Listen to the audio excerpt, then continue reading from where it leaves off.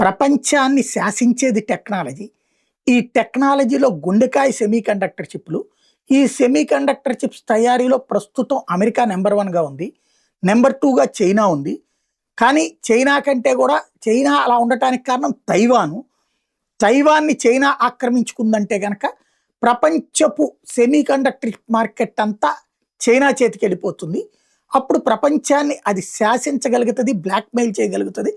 Number 1 స్థానానికి అప్పుడు China చేరుతది.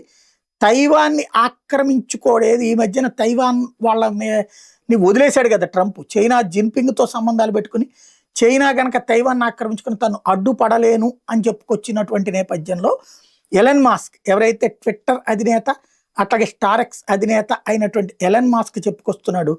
ఎట్టి పరిస్థితుల్లో ఫ్యాక్టరీస్ ఏవైతే చైనాలో ఫ్యాక్టరీస్ ఉన్నాయి, అదే సందర్భంలో సెమీకండక్టర్ చిప్స్ సంబంధించి తైవాన్ తో లింక్ అయితే గనక ఈ టెక్నాలజీ వీళ్ళు లింక్ అయిపోతే గనక అమెరికా 2వ స్థానానికి పడిపోతుంది ప్రపంచంలో. చైనా నంబర్ 1 స్థానానికి ఎగబాకుతుంది అని చెప్పుకొచ్చాడు.